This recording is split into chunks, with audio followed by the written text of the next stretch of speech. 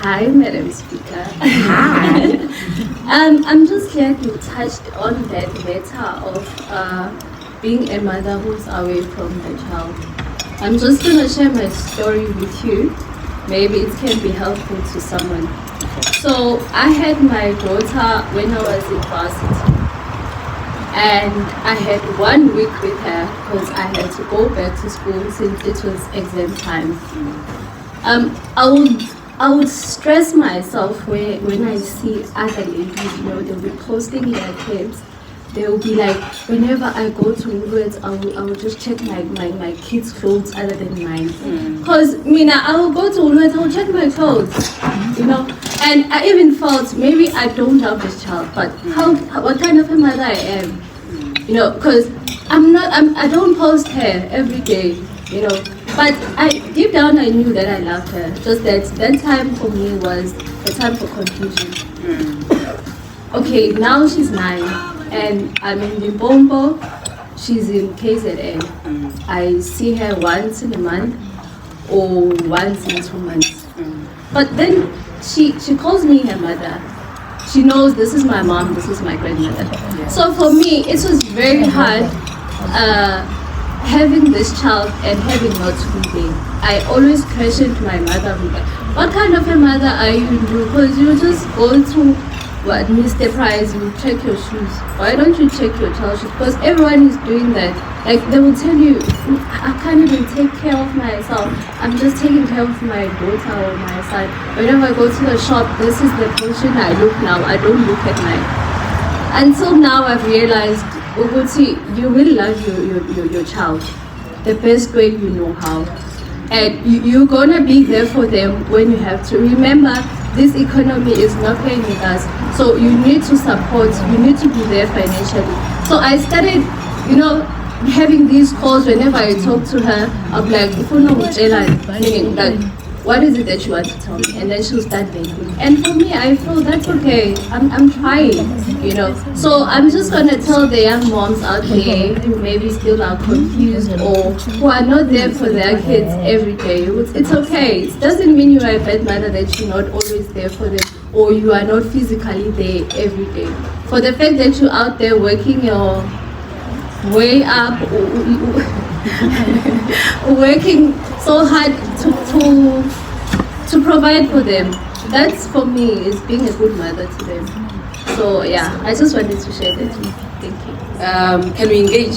Yes, we can. You comfortable? Yeah. Okay. On a scale of 1 to 10, how often do you feel yourself trapped in guilt of not being present in your child's life? 11.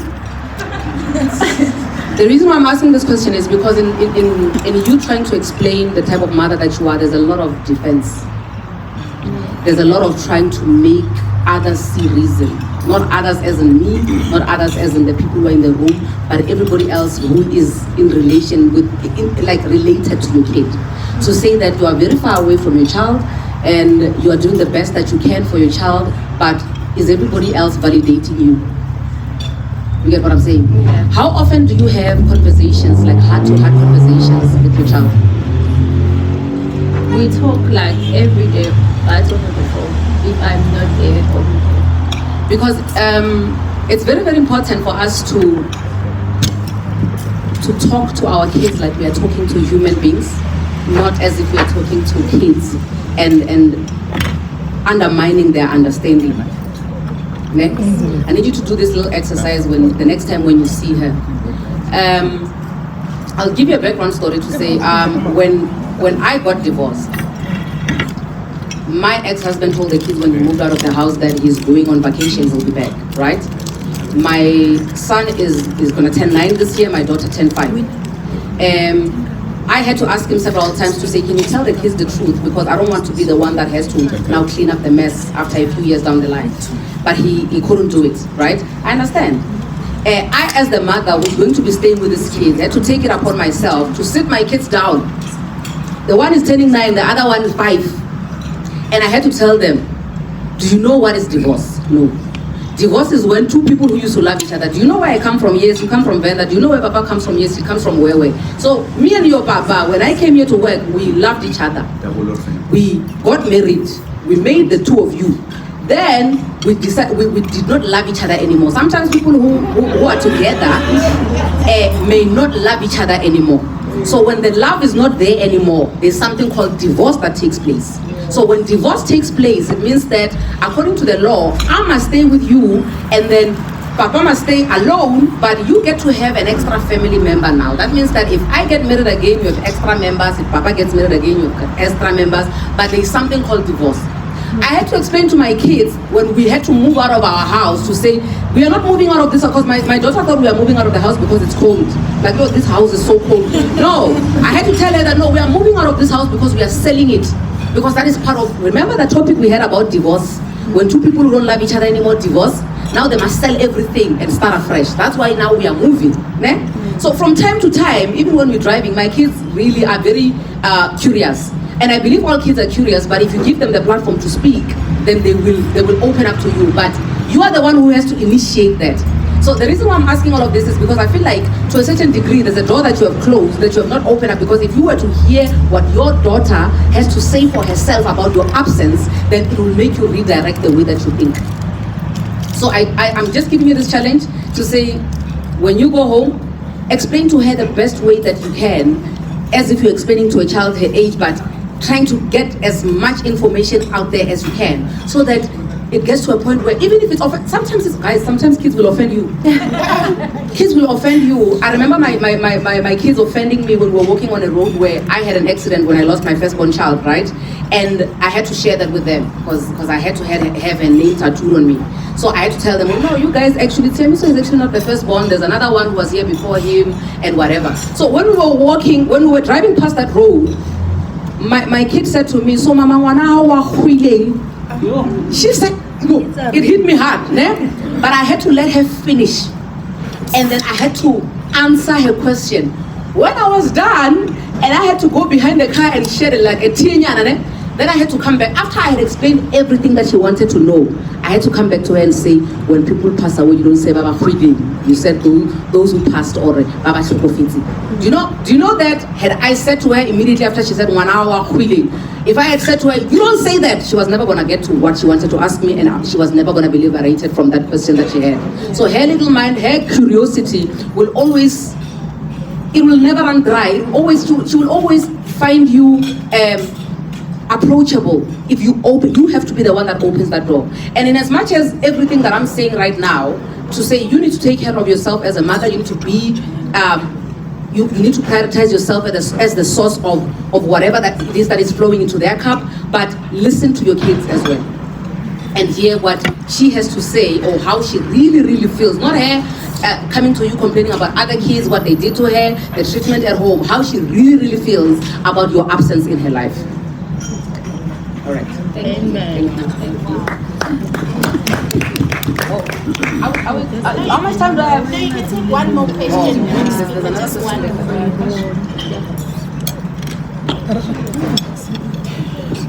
With the microphone. No, you can take. There's the mic. There's the mic coming. There's the mic.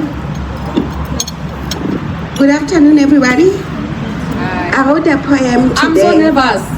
I wrote a poem today Okay. for mothers. May I? Okay. Yes, you may. Simple it is thought of a mother's love, the sleepless nights, the worry of a young adult maturing with uncertainty of the future. Yet, when all fails, a mother's love is all that daughters and sons can count on. Yes, Mom, you take it all away. The pain, the sadness, you celebrate my joys with a smile no one can ever give me.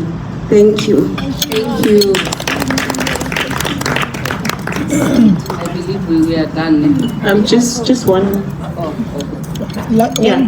Because that one was not a question. Yeah. It was an item. Yeah, he said one minute. Okay. So on parenting and guilt, Yeah. and us being moms who are all over the place, running empires wherever you are, just maybe if you can give some I don't know, advices on how to not be trapped in that guilt while you're trying to be out there. Because I'm saying this, I went through a state where I was constantly away for work, and sometimes I would leave my daughter at some old lady's house for a whole week, and her dad would go and check up on her. But because I was raised in that sense that a mom has to be present, the first, I think she was 2, I really struggled with trying to be the mom, a traveling value, and just keeping things together. But at the same time, I had to take a step back and be like, if I sit here, there won't be money to feed you.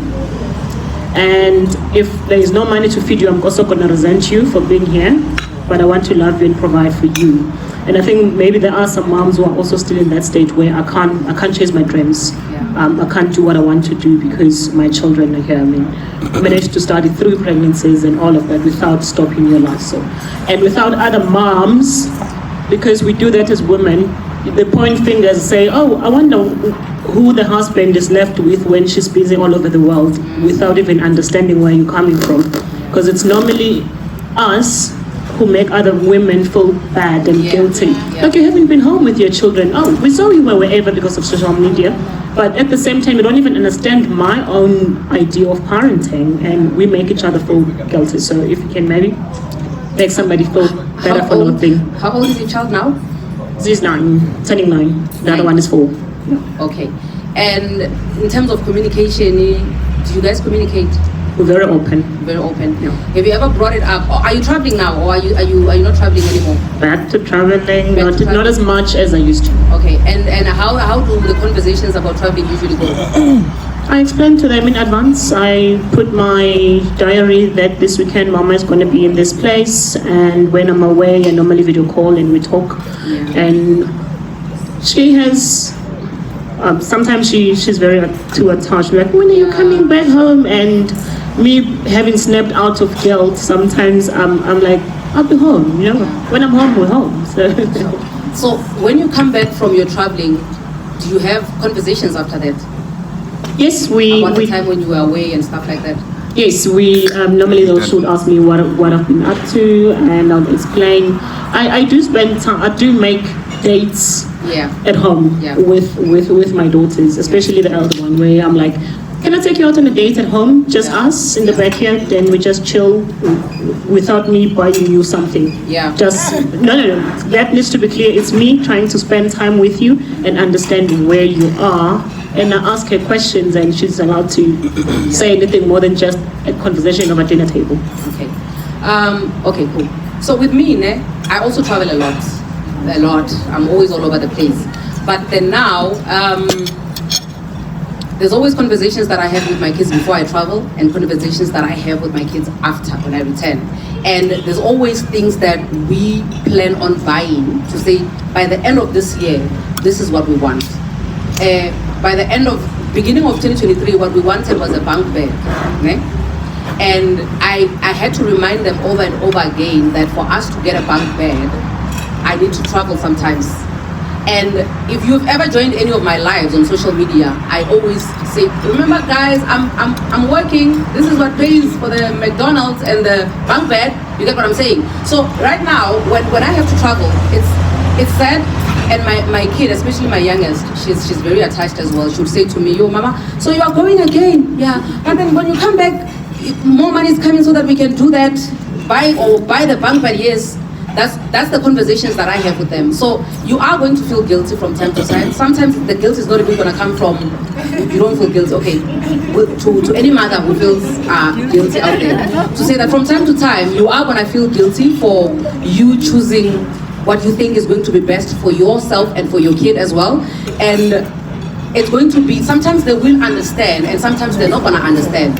But you being able to keep tabs with them and also check on them and also come back after you traveling and saying, okay, this is what I was actually doing. Do you see? Let them see tangible results of what you've been doing.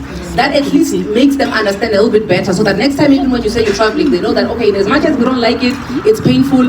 When mama comes back, there's a little bit of a change that she's coming with. You understand? Because even when it's just, the other time I was going on vacation with my friends, and I told them, listen, when you are older and you are working, there will be a time where you will need to go on vacation with your friends. Right now, it's time for me to go on vacation with my friends.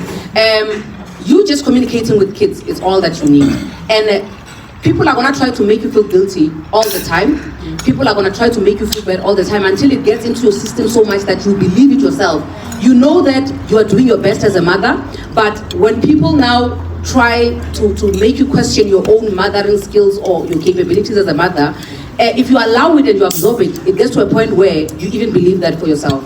And then you are not pleasant as a mother if you're going to be that type of a mother, because now your kid sees that in you. They see that you're always frustrated. They see that you now resent them because you didn't want to do this, which you know that is best for them, because you want to prove other people wrong.